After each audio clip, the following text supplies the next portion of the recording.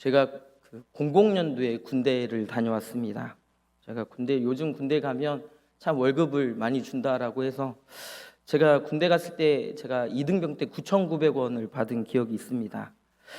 그런데 군대를 가면 무엇을 하냐? 남성분들은 다 아시죠? 매번 똑같은 훈련을 2년 2개월 동안 매번 똑같이 합니다.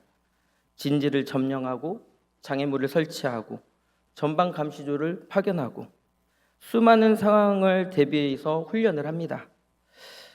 2년 2개월 동안 계속 반복되어지는 훈련을 하고 제대했습니다. 제대하면서 느꼈던 것이 이제 좀 알 것 같다 생각이 들었습니다. 이름만 좀 다를 뿐, 소대훈련, 대대훈련, 연대훈련, 사단훈련, 군단훈련 이름만 다를 뿐 늘 하는 일들은 똑같았습니다. 진지를 점령하고 장애물을 설치하고 늘 반복된 훈련들을 했습니다. 우리가 흔히 이를 FM이라고 얘기합니다. 필드 매뉴얼의 약자입니다. 다시 말해서 야전 규칙입니다. 이 훈련을 왜 계속해서 반복할까요? 전쟁이 나면 혼란스럽지 않게끔 그 일들을 계속해서 연마하기 위해서, 상황 대처 능력을 기르게 하기 위해서 이 훈련들을 늘 반복을 합니다. 그래서 반복된 훈련 속에서 루즈해질 수도 있고 이것들을 하기 싫어지는 그런 일들이 되는데, 그럼에도 불구하고 이 훈련을 무시하게 되면 어떻게 될까요? 이 훈련을 통해서 만들어진 이 규칙을 무시하면 어떻게 될까요? 그 군대는 오합지졸이 되고 말 것입니다. 사회 일도 그렇습니다. 사회 직장에서도 일의 효율을 높이기 위해서 만들어 놓은 매뉴얼이 있습니다. 그렇게 일할 때 능률이 좋기 때문에 그런 매뉴얼을 만들어 놓습니다.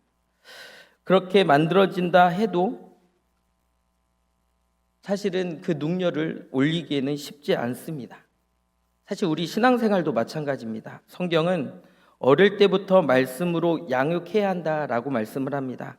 디모데전서 3장 15절 17절의 말씀에 또 어려서부터 성경을 알았나니 성경은 능히 너로 하여금 그리스도 예수 안에 있는 믿음으로 말미암아 구원에 이르는 지혜가 있게 하느니라. 모든 성경은 하나님의 감동으로 된 것으로 교훈과 책망과 바르게 함과 의로 교육하기에 유익하니 이는 하나님의 사람으로 온전하게 하며 모든 선한 일을 행할 능력을 갖추게 하려 함이라. 아멘. 우리가 어려서부터 성경을 알아야 한다라고 성경은 우리에게 말씀하고 있습니다. 성경의 말씀에는 믿음으로 구원에 이르는 길이 있기 때문입니다. 교훈과 책망과 바르게 함과 의로 교육하기에 유익하다라고 말씀을 합니다.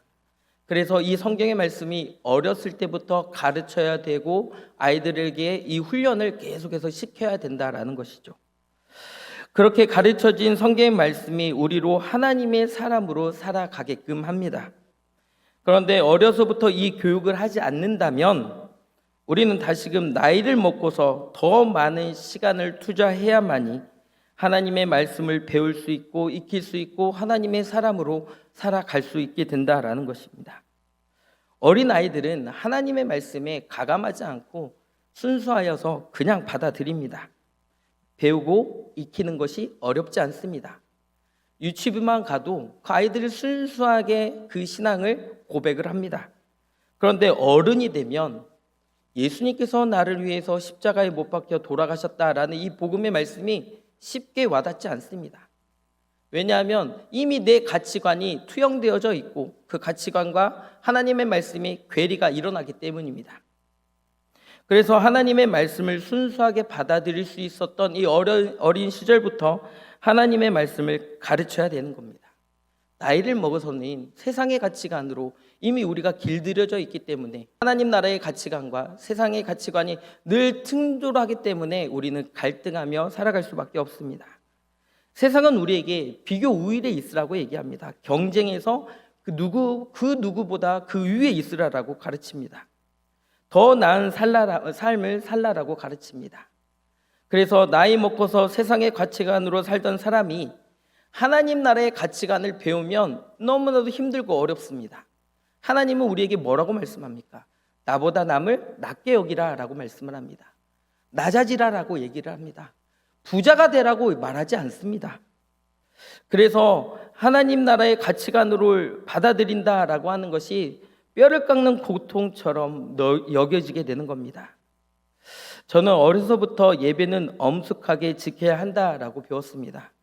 그래서 주일에 다른 일을 한다라고 생각해 본 적이 없습니다. 학창 시절에 곁길로 간 적도 있지만 그럼에도 주일 예배를 빠진 거에 대해서 엄청난 부담감을 가지고 살았습니다. 저희 부모님은 예배를 한 번도 빠지신 적이 없습니다. 목요일 예배를 꼭 드리시는 분들이셨습니다. 꼭 새벽 예배를 꼭 빠지시지 않고 드리시는 분들이셨습니다. 그래서 제가 배웠던 건 어려서부터 예배는 늘 중요하게 생각했고 목숨 걸고 드려야 되는 걸로 배웠습니다. 예배는 신앙생활의 가장 기본이고 기초입니다. 그런데 신앙생활을 한다라고 얘기하면서 예배를 너무나도 쉽게 생각하는 모습들이 우리 안에 있습니다. 개인의 상황과 환경에 따라서 자연스럽게 예배를 빠집니다. 그런데 중요한 것은 예배를 빠졌음에도 불구하고 마음이 불편하지 않습니다. 그냥 온라인으로 예배를 드리면 다 된다라고 생각을 합니다. 언제부터 우리가 온라인으로 예배를 드렸습니까? 코로나를 겪으면서 모든 사람들이 온라인으로 예배를 드리기 시작하면서 대부분의 교회들은 온라인으로 예배를 드립니다. 그러다 보니 사람들이 이제는 예배 쇼핑을 하게 됩니다. 가만히 앉아 있으면 이 교회 예배도 들어가 보고 저 교회 예배도 들어가 봅니다. 그러면서 어떤 교회가 얼마나 예배를 잘 드리는지 우리는 구경을 합니다. 예배를 드리는 게 아니라 구경을 하게 된다는 것이죠. 자연스럽게 우리의 예배의 모습이 무너지게 되는 겁니다. 예배가 율법주의적인 모습으로 가서는 안 되지만 그럼에도 예배를 대수롭지 않게 생각한다면 그것이 우리의 문제입니다. 코로나를 경험하면서 모든 교회가 이 온라인 예배를 활성화하였습니다. 그러나 이 온라인 예배가 과연 옳을까? 우리는 고민해 봐야 된다는 것이죠. 예배에 얼마나 도움이 될까 고민해 보셔야 됩니다.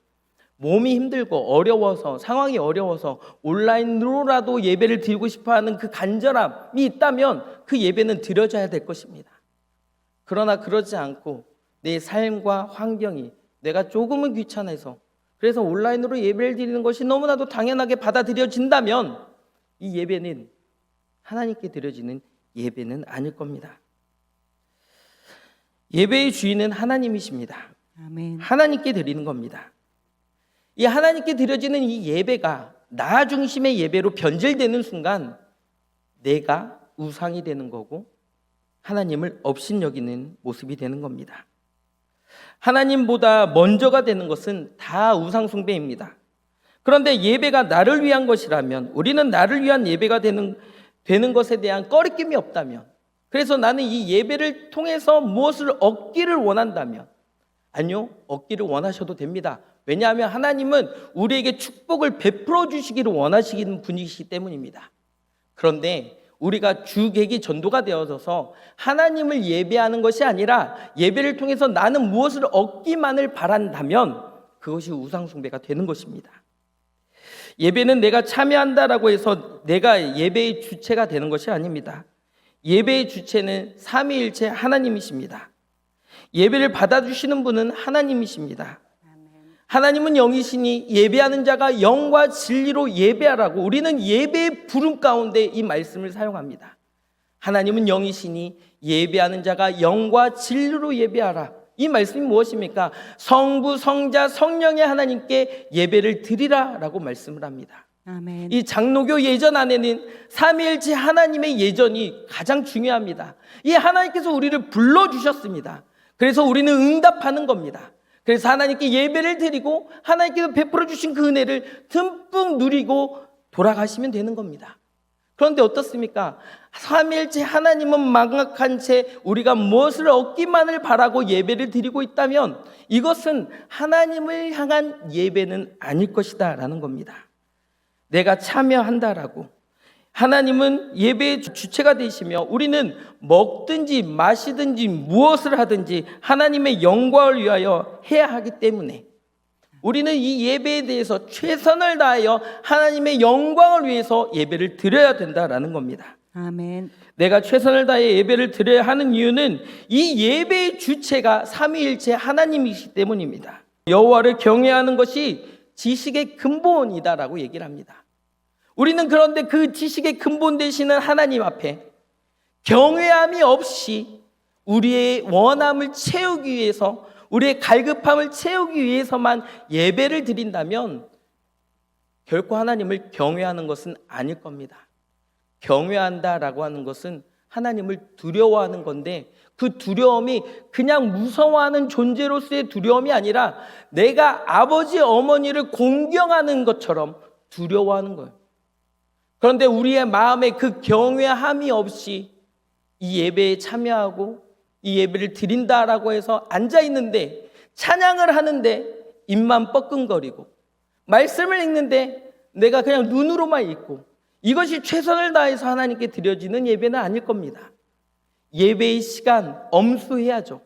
하나님과의 약속이기 때문입니다. 예배의 시간에 습관적으로 지각하는 것은 우리가 고쳐야 될 모습이다라는 것이죠. 하나님이 받으시는 예배, 하나님께서 주체가 되시는 예배를 드린다라고 한다면 우리가 하나님을 조금은 더 경외하는 모습을 우리가 가져야 됩니다. 하나님께서는 나 외에 다른 신을 섬기지 말라라고 분명하게 말씀하십니다. 그런데 우리는 내가 예배의 주체가 되어져서 상황과 환경에 따라서 계속 예배를 드렸다가 안 드렸다가 저리 가서 드리고 이쪽 가서 드리고, 주일은 거룩하게 드려져야 될 주일입니다. 주의 날입니다. 하나님이 주체가 되는 삶이 우리 안에 있다라고 한다면 우리는 머리로, 이성으로 하나님 중심의 삶을 살아내야 된다라고 알고 있지만 우리의 삶이 그러지 못하다고 한다면 우리는 다시금 우리의 삶을 점검해야 될 필요성이 있다라는 겁니다. 오늘 우리가 읽었던 이 말씀은 우리가 너무나도 잘 알고 있는 말씀입니다. 예수님은 지금 제자인 베드로와 요한과 야고보를 데리고 산으로 기도하러 올라가셨습니다. 그리고 남은 제자들에게 귀신 들린 아비가 아이를 데리고 와서 귀신을 쫓아내 달라고 이야기하는 겁니다. 제자들은 당연히 할 수 있을 것이다 라고 생각하고 데려오라고 했지만 능히 하지 못했습니다. 우리가 왜 그렇게 하지 못했을까 생각해 보면 좋겠습니다. 예수님께서 오셨을 때 이 아이의 아비는 예수님께 하소연을 합니다. 그때 예수님께서 제자들을 질책하시며 이 믿음이 없고 패역한 세대여, 내가 얼마나 너희와 함께 있으리요, 너에게 참으리요 라고 이야기합니다. 예수님은 이제 내려오셔서 이 고난의 길, 십자가의 길을 걸어가셔야 했기 때문에 제자들이 아직 깨닫지 못하는 이 모습에 너무나도 속상하셨던 겁니다. 얼마나 너희와 함께 있으리요, 이제 같이 있을 수 없는데 너희가 언제까지 깨닫지 못하고 이렇게 행할 수밖에 없느냐 얘기하시는 겁니다. 왜요? 우리가 읽지는 않았지만 누가복음 9장의 처음 말씀에, 우리가 9장 1절 2절의 말씀에 예수께서 12제자를 불러 모으사 모든 귀신을 제어하며 병을 고치는 능력과 권위를 주시고 하나님 나라를 전파하며 앓는 자를 고치게 하려고 내보내시며. 아멘. 같은 9장의 말씀입니다. 9장 첫 부분에 분명히 예수님께서는 귀신을 제어할 능력을 주셔서 제자들을 파송하십니다. 그리고 그 제자들은 힘있게 그 사역을 이어가십니다. 그런데 얼마나 시간이 지났을까요? 얼마나 시간이 지났기에 이들은 지금 그 아비가 귀신 들린 아이를 데리고 왔을 때의 그 기적을, 그 귀신을 쫓아내지 못하는, 그리고 나서 예수님께 왜 이런 질책을 받게 되었을까요? 분명 제자들은 귀신을 쫓아내고 병 고치는 능력과 권위, 하나님 나라의 권위를 부여받은 자들이었습니다. 그런데 그 능력이 사라진 것일까요? 아니요, 그렇지 않은 것 같습니다. 왜냐하면 예수님께서 죽으시고 부활하신 후에 제자들은 다시금 이 귀신을 쫓아내고 병을 고치는 사역을 했기 때문입니다. 그런데 오늘 왜 이들은 분명 자신들이 행했던 그 능력의 그 기적을 이뤄내지 못했을까요? 이 말씀은 마태복음과 마가복음에도 동일하게 기록되어져 있습니다. 제자들이 아이를 고치지 못한 이유를 마태복음에서는 믿음이 작은 까닭이다 라고 얘기합니다. 마가복음에서는 믿음이 없어서라고 말씀합니다. 누가복음에는 믿음이 없고 패역한 세대여라고 질책합니다. 41절의 말씀입니다. 예수께서 대답하여 이르시되 믿음이 없고 패역한 세대여, 내가 얼마나 너희와 함께 있으며 너희에게 참으리요, 내 아들을 이리로 데리고 오라 하시니. 아멘. 몸으로 익히는 건 쉽게 잊혀지지 않습니다. 제가 수영을 좋아하거든요. 1년 동안 수영을 하지 않았습니다. 근데 최근에 수영장에 갔는데 몸으로 익혔으니까 수영이 자연스럽게 되더라는 거죠.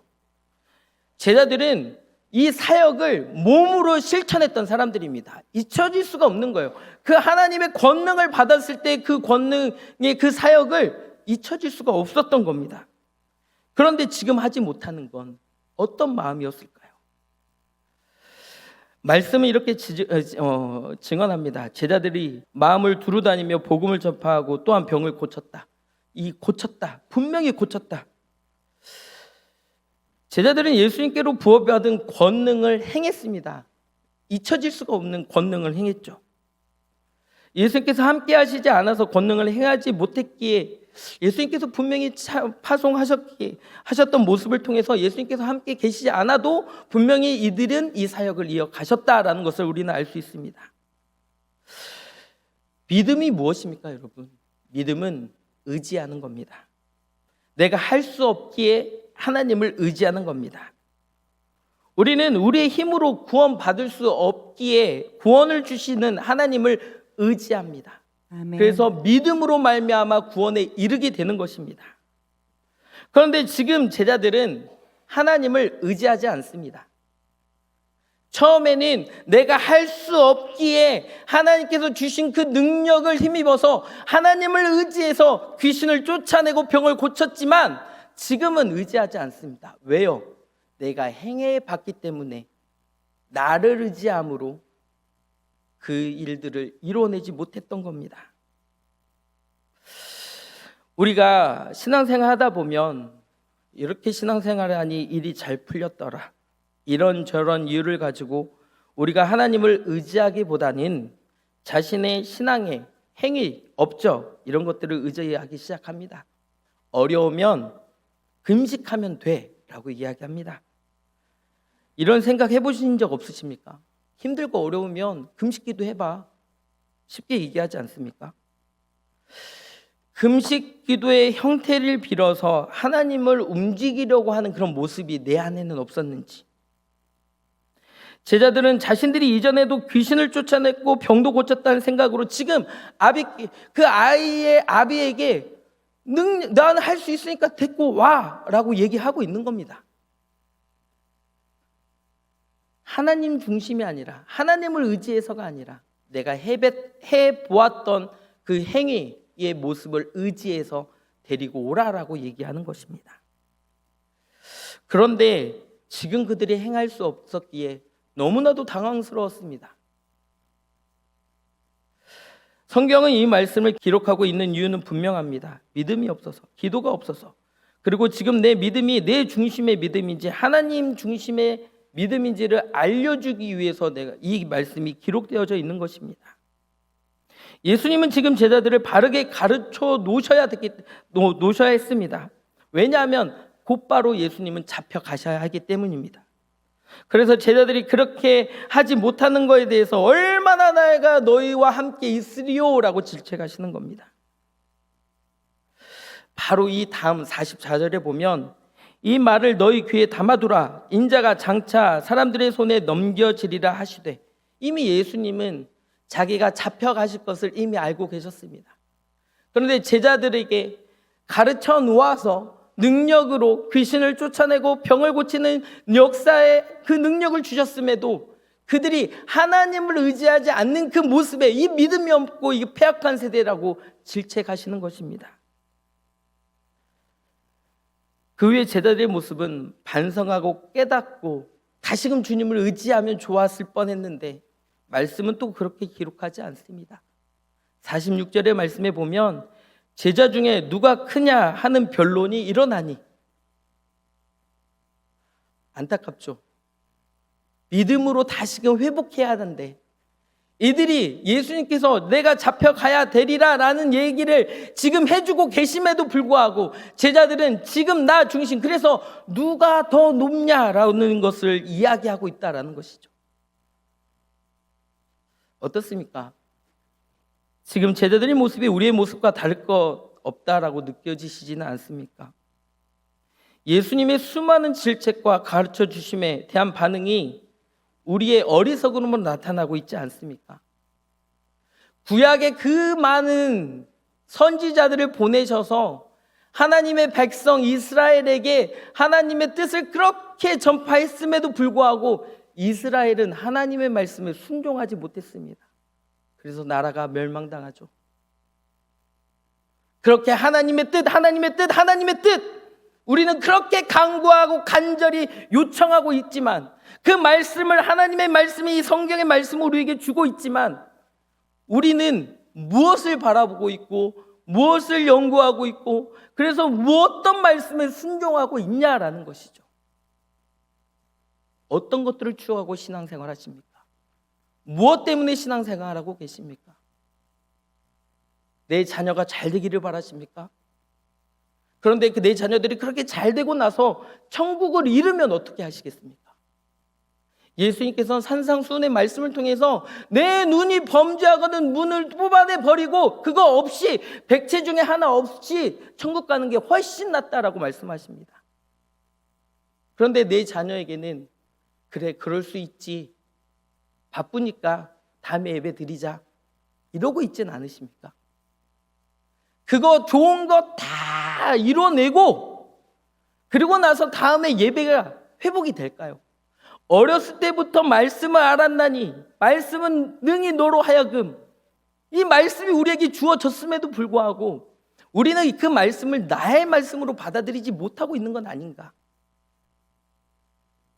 그래서 우리는 이 교회 안에서 있지만 세상의 가치관으로 가득 내 자녀들을 가르치고 있지는 않은가? 그래, 좋은 대학에 가서 그때 예배 드리면 돼. 그래, 좋은 직장에 가서 그때 너희가 성공한 후에 예배 드리면 돼. 그때는 늦습니다. 그때는 늦어요. 그때는 이미 세상의 가치관으로 꽉 차 있거든요. 하나님으로 채울 수 있겠습니까? 내 마음의 잔이 이미 내 욕심으로 가득 차 있는데 하나님으로 채울 수 있겠냐는 거예요. 지금 비워내지 않으면, 지금 가르쳐 놓지 않으면 자기를 의지하는 신앙에 가득 찌들어 버릴 수밖에 없는 것이 우리의 연약함 아닙니까?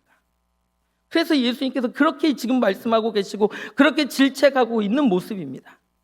믿음은 전적으로 하나님을 의지하는 겁니다. 아멘. 그렇다면 의지하십시오. 하나님을 의지하십시오. 하나님께서 나를 의지하라라고 말씀하십니다. 할 수 없기 때문에 의지하라라고 말씀하시는데 하나님은 의지하지 않고 세상의 방법을 자꾸 찾아서 이렇게 혹시 세상의 방법으로 그것들을 채워가려고 하고 있지는 않은지, 믿음이 없고 폐악한 세대가 혹여 나의 모습은 아닌지, 하나님을 절대 주권의 창조주 하나님이라고 말하고 있지만 결국 하나님을 의지하기보다는 나를 의지하면서 하나님의 것이 아닌 세상의 것으로 채워가고 있지는 않은지, 우리의 피할 바이시오 나의 요새이시오 나의 산성이십니다 라고 고백은 하고 있지만 내가 내 스스로 피할 길을 찾고 있고 하나님의 머리로 지식으로 알 뿐 마음으로 고백하고 있지 못하다고 한다면, 그런 나약한 믿음을 가지고 있다라고 한다면, 제자들은 지금 오늘 믿음을 저버렸습니다. 오늘의 믿음으로 살아내지 못했습니다. 오늘의 믿음이 없었습니다. 지금 내가 하나님을 의지하지 못했습니다. 지금 나를 의지했지 하나님을 의지하지 못했습니다. 그래서 예수님께서는 이 믿음이 없고 폐악한 세대여 라고 질책하십니다. 우리는 지금 예수 그리스도를 고백해야 되는 거고 내가 지금 하나님을 의지해야 되는 믿음으로 나아가야 됩니다. 아멘. 내 자녀를 그렇게 가르쳐야 되는 겁니다. 지금 믿어야 된다. 지금 아니면 안 된다. 예수님 내일 오신다. 예수님 내일 오시면 어떻게 하시겠습니까? 우리는 늘 과거를 후회하며 살아갑니다. 아, 그때 그렇게 할 걸. 아, 그때 그러지 말 걸. 우리가 후회하는 신앙생활을 하지 않으려면 지금 그 좋은, 그 처음 하나님을 만났을 때 그런 뜨거운 열정으로 다시금 지금 그 마음으로 하나님을 찾아야 되고 의지해야 되는 거고, 하나님께 기도하고 말씀으로 나아가야 되는 것이 지금의 우리의 모습이어야 된다라는 겁니다. 아멘. 나중은 늦습니다. 내일 하겠습니다도 늦습니다. 하나님과 함께하는 삶이 소망의 삶인데, 하나님이 없는 인생의 미래를 꿈꾼다라고 하는 것이 과연 소망의 삶이겠습니까? 하나님 나라를 꿈꿔야 되는 것이지, 세상에서 더 좋은 자리를 취하는 것을 꿈꾸고 살아가고 하나님을 잃어버린 채 살아간다면, 우리가 지금 예배를 소홀히 하면서 내일의 예배를 잘 드리겠다, 그처럼 이기적인 마음도 없습니다. 저는 살면서 이런 사람들 참 많이 만나봤습니다. 내가 한때 잘 나갔던 사람들, 나 교회에서 학생부 회장 해봤어. 내가 초등학교까지는 교회 정말 열심히 다녔어. 나도 교회 성가대도 했고 집사 직분도 받았어. 교회 수화도 해봤어. 그런데 지금은 취업하면 나갈게, 취업하고 나갈게, 이번 시험만 합격하면 나갈게, 내가 좀 돈 좀 벌고 기반이 잡히면 나갈게. 무엇이 중요한 겁니까? 우리의 삶에 어떤 모습이 중요한 겁니까? 우리의 모습은 예전의 삶이나 앞으로의 삶이 아니라 지금의 삶이 더 중요합니다. 하나님, 우리에게 있어서 가장 중요한 것은 지금입니다. 지금이 중요합니다. 이전에 어떻게 살았는지 중요하지 않습니다. 이전에 내가 범죄하며 살았든 그건 중요하지 않습니다. 회개해서 돌이켜서 다시금 주님 안에서 새롭게 되어졌다면, 거듭났다면, 이것이 지금 중요한 거지. 회개의 삶을 살아간다면 그는 반드시 천국에 갈 겁니다. 이전에 예수님을 영접했던 사람이 지금은 세상의 가치관에 매여 살고, 그래서 내가 나중에 주님 모실게, 내가 나중에 주님 만날게, 그는 구원받지 못합니다. 앞으로의 믿을 믿음이나 예전에 믿었던 믿음은 소용없습니다. 그것들이 우리를 하나님의 나라로 이끌지 못합니다. 지금 우리가 믿는 믿음이 중요한 겁니다. 우리의 하나님도 지금 우리와 함께 하시며 지금 우리에게 축복을 내려주시기를 원하고, 지금 우리와 기도를 통해 소통하기를 원하시고 말씀 보기를 원하시고, 지금 내가 믿음의 성장을 이루어내기를 원하시는 것이지, 1년 후에, 2년 후에, 조금 지나서 의미 없습니다. 주님 내일 오시면요. 오늘을 사는 삶의 모습을 갖기를 원합니다. 아멘. 지금의 모습이 희망적이지 않다라고 해도, 지금 너무 답답하고 어려운 것 같아도, 그때가 하나님을 찾을 때이고, 그때가 하나님을 만날 때이고, 그때가 하나님이 함께 하시는 때라면 지금이 행복한 겁니다. 그것이 하나님께서 우리에게 원하시는 겁니다. 대로를 원하십니까? 넓은 길을 원하십니까? 그런데 성경 우리에게 좁은 길을 가라고 이야기합니다. 지금이 우리가 하나님을 의지할 때입니다. 아멘. 오늘의 일을 내일로 미루지 마십시오. 지금 하나님은 여러분들과 함께하고 싶어 하십니다. 여러분들을 초청하여서 부르셨습니다. 예배로 부르셨잖아요. 예배로 부르셨잖아요. 이 부르심에 응답하셨잖아요. 그런데 내가 가장 사랑하는 그들도 지금 부르십니다. 예배의 자리로, 예배의 자리로, 예배의 자리로, 하나님을 찬양하는 자리로, 기도하는 자리로, 말씀 보는 자리로. 꼭 이 예배당을 찾아오라고 얘기하는 것은 아닙니다. 내 자녀들에게 말씀과 기도로 가르치라라고 말씀하시는 겁니다. 어렵습니다. 힘듭니다. 내 뜻대로 안 되는 게 내 자식이잖아요. 그럼 어떻게 해야 될까요? 내가 할 수 없는 걸 깨달으셨잖아요. 그럼 어떻게 하시겠습니까? 하나님 의지하셔야죠. 그게 믿음 아닙니까? 그런데 안 된다 하면서도 하나님을 의지하지 않는다면 그건 믿음이 아니잖아요. 무엇을 요구하시는 겁니까? 하나님 앞에 무엇을 더 요구하시는 겁니까? 이미 우리에게 너무 많은 은혜와 축복을 내려주시기를 원하고 지금도 내려주시고 계시는데 뭐 어떤 복들을 계속 빌어주고 계십니까? 새해 복 많이 받으십시오라고 복 많이 빌어주셨잖아요. 저는 어렸을 때 교회에서 이렇게 배웠어요. 새해 복 많이 받아 누리시기 바랍니다 라고 배웠습니다. 이미 우리는 많이 받았다. 그러니 널 누려라. 저는 어렸을 때 목사님이 그렇게 가르쳐 주셨습니다. 여러분들 지금 주신 은혜가 많습니다. 주신 축복이 너무나도 많습니다. 이걸 누리십시오. 누리시기 바랍니다. 자녀들과 같이 누리시기 바랍니다. 아멘. 이 복음의 삶이 우리 안에서 풍성하게 열매 맺혀지기를 소원합니다. 아멘. 그래서 하나님께서 우리에게 주시는 그 지금의 믿음으로 하나님과 동행하는 삶으로 우리가 하나님을 찬양하고 예배하며 또 하나님께 나아가는 저와 우리 모든 성도님들이 되기를 간절히 원합니다.